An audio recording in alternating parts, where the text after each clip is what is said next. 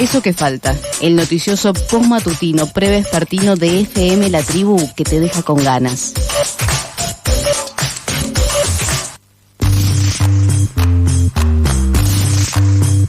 Seguimos en el aire de Eso que falta y ya estamos conectadas con nuestro compañero Luis Campos, investigador del Instituto de Estudios y Formación de la CTA Autónoma. Hola Luis, ¿cómo estás?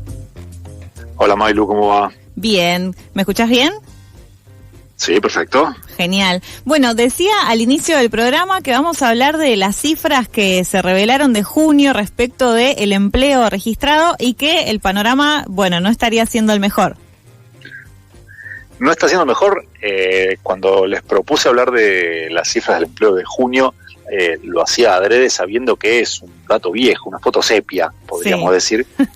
No porque sea un dato viejo en sí mismo, digo, es muy corto el plazo, son pocos meses.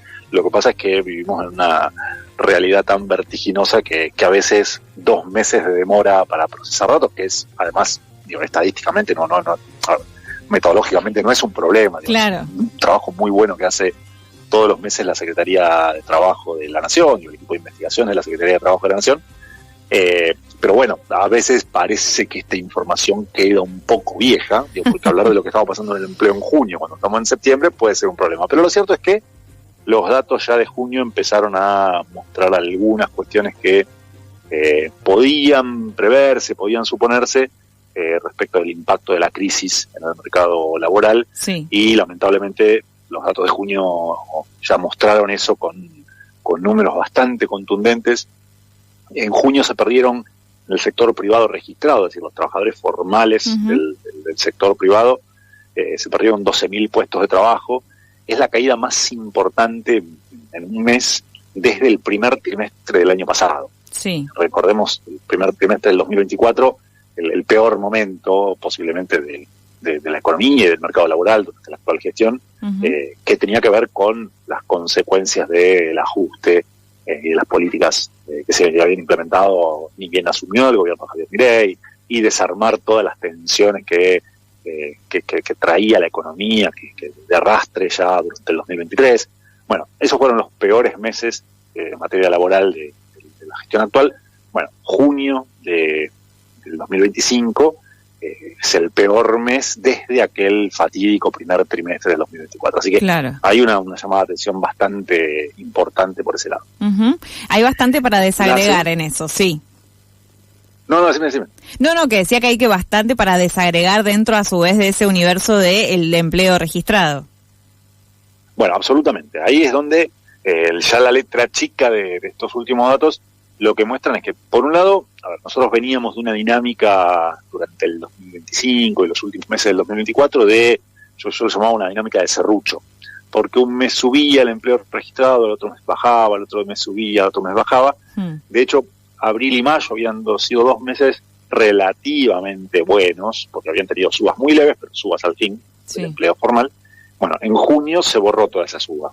Toda la suba de abril y mayo se borró, y de hecho en julio tenemos los mismos puestos de trabajo registrados en el sector privado que en octubre del año pasado. Es decir, viene planchado ya desde hace casi 9 meses el empleo formal. Y adentro del empleo formal, lo que vos planteabas también es bien interesante, porque a veces uno tiene que decir, bueno, a ver qué sectores están siendo los que expulsan más fuerza de trabajo, qué sectores por ahí están creciendo, porque digo, el 12.000, el negativo en 12.000 es un número agregado. Ahora, cuando vemos por sectores, un dato problemático, adicional, es que casi todas las actividades económicas presentaron caídas. Es decir, no hay ningún sector que esté teniendo un comportamiento positivo. Porque muchas veces lo que puede pasar en contextos donde uno podría decir estamos atravesando una transición, donde hay algunos sectores que van a ser los nuevos ganadores y los que van a traccionar el crecimiento económico y el crecimiento del empleo, y hay otros que van a ir quedando en el camino, y por ahí la cuenta entre unos y otros da negativa. Pero bueno, uno ahí lo que tendría que ver en las cifras es, bueno, cuáles son los sectores que ganan, cuáles los que pierden. Bueno, lamentablemente en julio perdieron todos. Lo cual habla de un proceso de destrucción más generalizada de empleo. De hecho, los únicos 2 sectores que tuvieron variaciones positivas en junio fueron enseñanza y salud, que son 2 sectores que su comportamiento es mucho menos procíclico, y en todo caso van acompañando mucho el comportamiento de la población.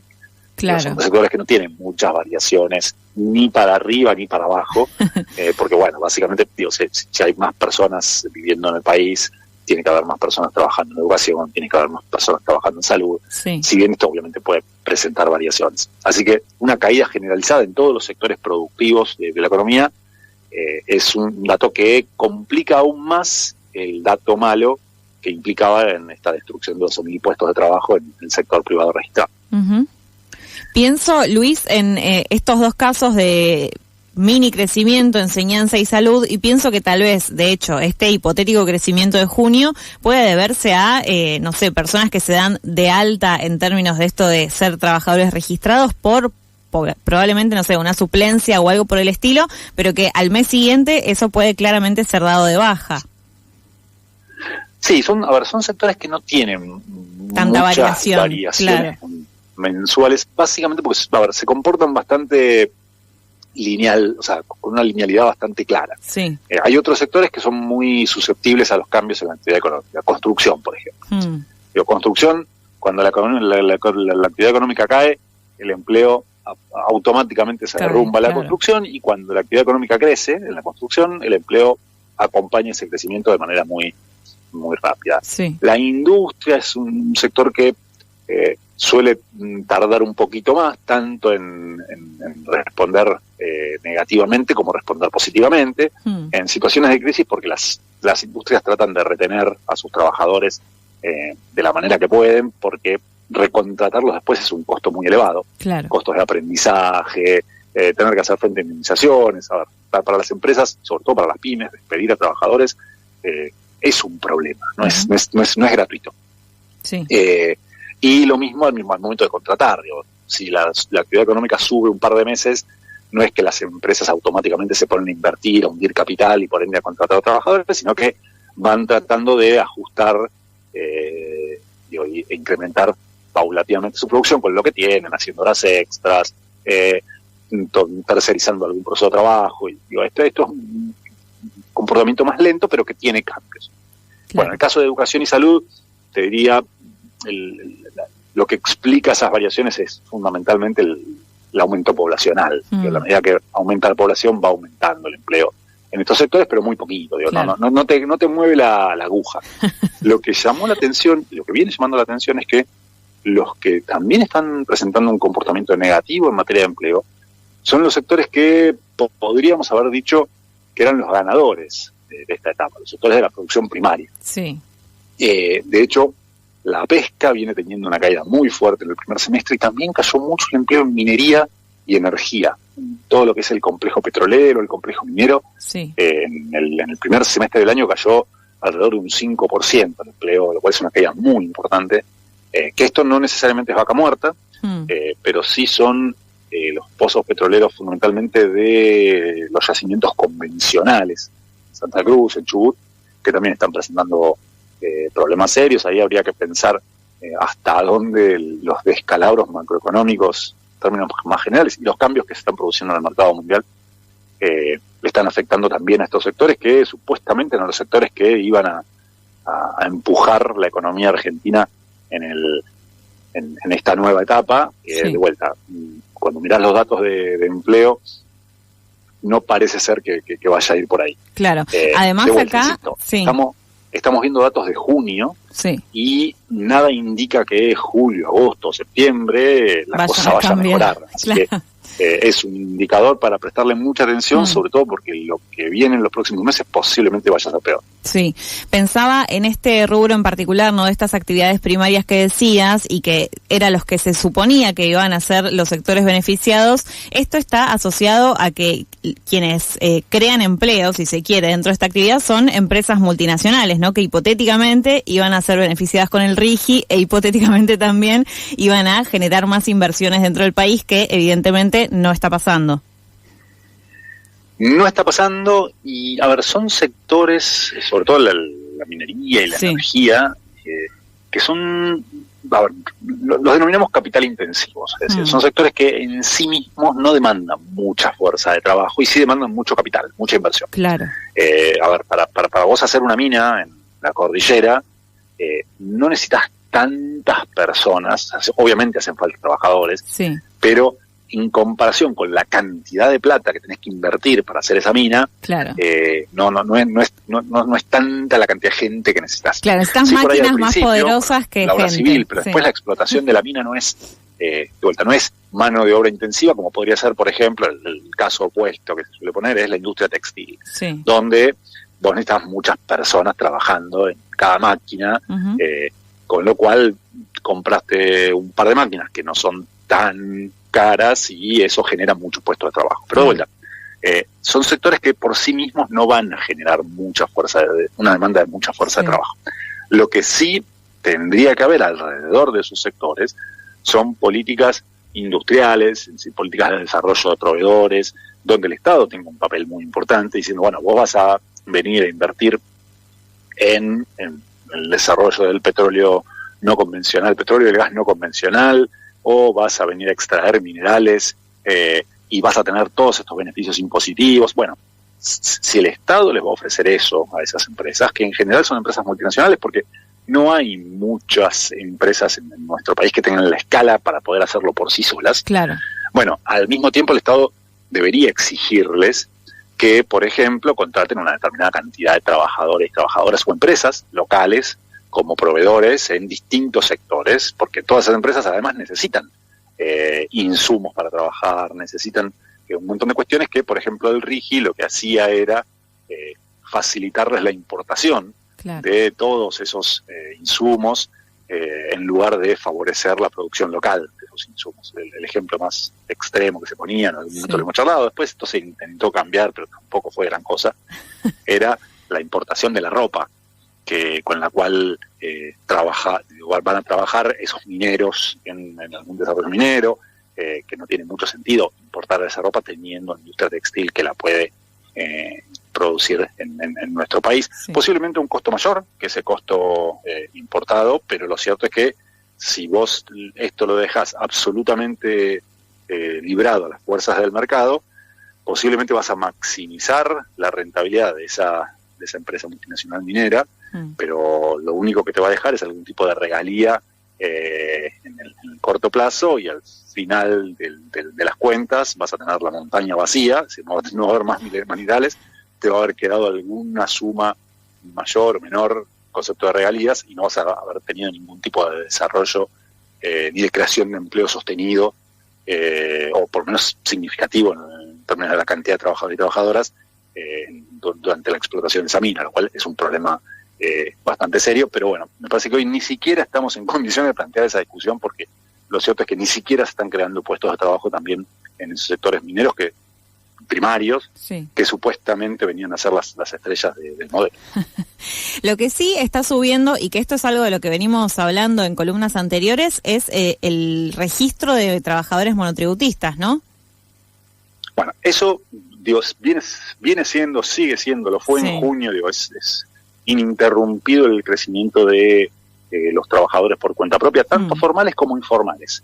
En el caso de los trabajadores formales, es decir, los que están inscritos en el monotributo o bajo el régimen de autónomos, que son un poco menos, pero fundamentalmente el monotributo viene creciendo mucho en este último año y medio, ya venía creciendo en los años anteriores, es decir, no es una novedad de este último año y medio, pero en este último año y medio se profundizó ese crecimiento, y recordemos lo que también creció mucho, incluso te diría más en términos porcentuales, es el cuentapropismo informal, es decir, los que ni siquiera tienen para pagar el monotributo. Claro. El vendedor ambulante, el ayudante de una profesión, el que hace changas, digo, eso es lo que más está subiendo en el último año. La semana que viene se van a conocer los datos del segundo trimestre de este año, es decir, por ahora tenemos solo los datos del primer trimestre del 2025, pero la semana que viene con los datos del segundo trimestre seguramente podamos hacer un análisis más en profundidad también sobre el sector informal, que viene siendo el que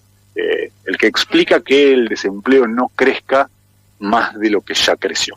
Claro. Y ese también es un dato, porque estamos teniendo una caída muy fuerte del empleo formal, los datos de junio volvieron a confirmar esa tendencia, pero esto no se traduce necesariamente en un aumento de la tasa de desempleo. Y esto se explica básicamente por qué está creciendo la ocupación por cuenta propia, es decir, te despidieron de tu trabajo, agarrás tu celular, agarrás una bicicleta, agarrás un auto, salís a hacer horas con la aplicación o vas a comprar prendas de vestir a alguna feria y luego las revendés en grupos de WhatsApp o a través de alguna página de internet. Y estos que son estrategias de supervivencia de los trabajadores y las trabajadoras, estadísticamente se contabilizan como empleos por cuenta propia, muchos de ellos informales. Claro. Hay algo del hilo de Twitter en el que publicás como más detalle de todos estos números de los que estamos hablando, y es el que refiere a empleo público. Luis, quería que indaguemos un poco en eso. En junio hubo un crecimiento bastante importante del empleo público, que de hecho contrapesó la caída bastante fuerte que había tenido el empleo público en mayo.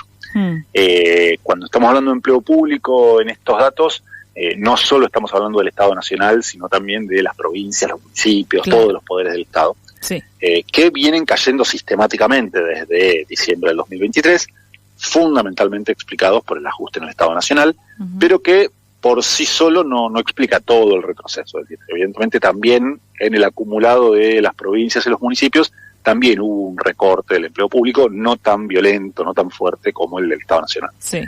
Ahora, en junio hubo un crecimiento relativamente importante, un poco más de 7.000 trabajadores, que para un mes es mucho. Pero ahí yo ese dato lo tomaría un poco con pinzas, con alguna prevención, porque en mayo había habido una caída también muy fuerte.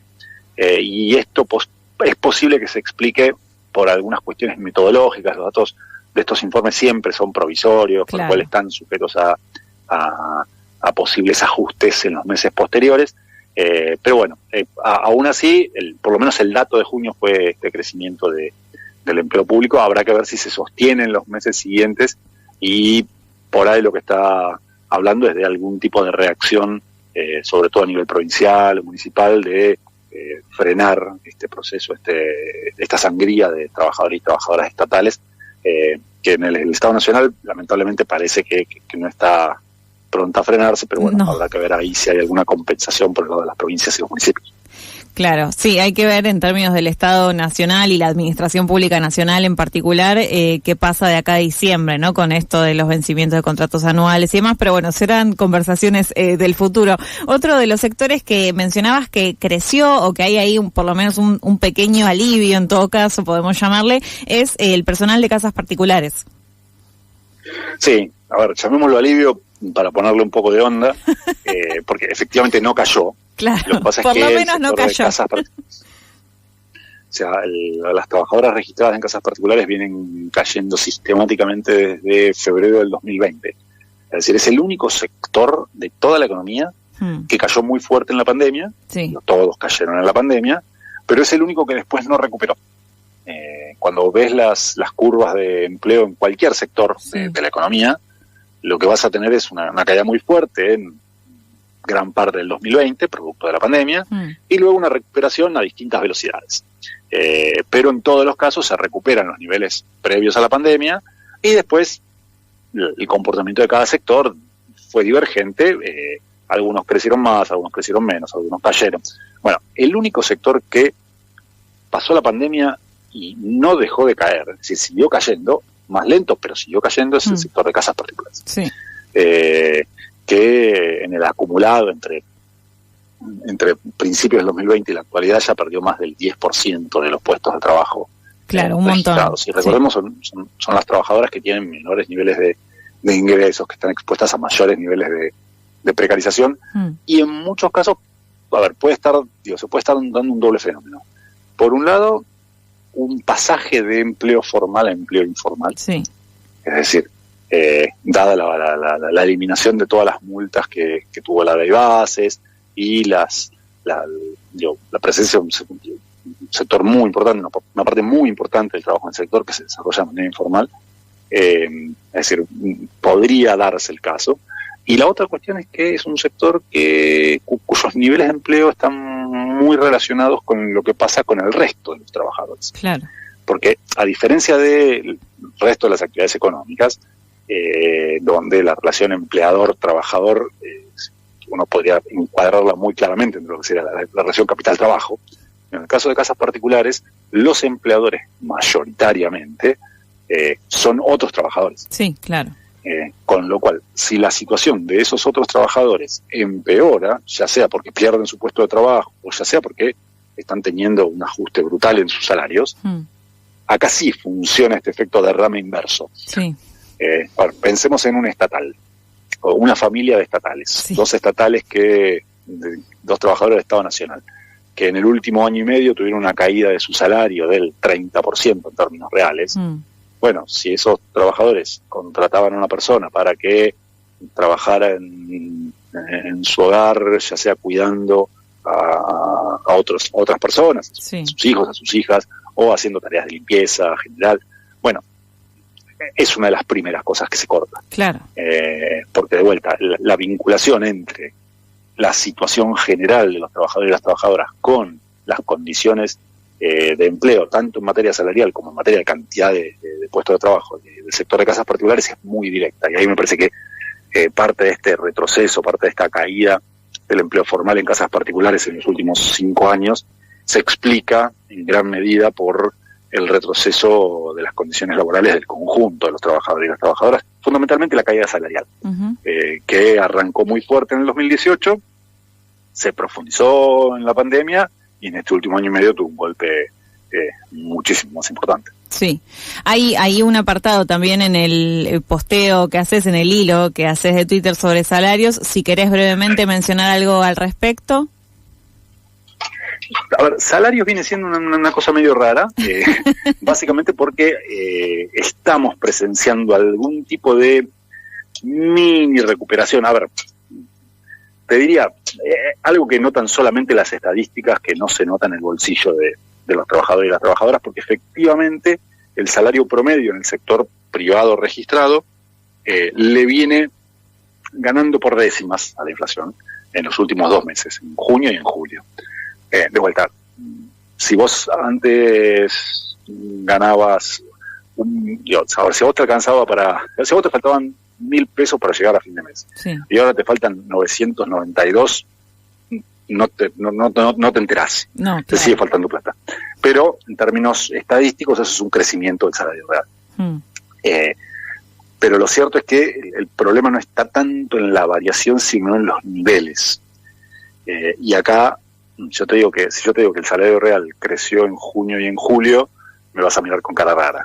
Ahora, si te digo que la mitad de los trabajadores formales del sector privado tienen ingresos de bolsillo inferiores a 1.100.000 pesos, o sea, la mitad de los trabajadores que tienen recibo de sueldo, sí, que tienen cobertura de los convenios colectivos de trabajo, es decir, de los que están con mayores niveles de protección, tienen un ingreso de bolsillo hoy, que es, bueno, en junio, que era inferior a 1.100.000 pesos. Y ahí ya tiene otro color. Sí. Porque claramente la mitad de los trabajadores formales no están en condiciones, por ejemplo, de sostener una vivienda, un hogar, si tienen que pagar un alquiler. Claro.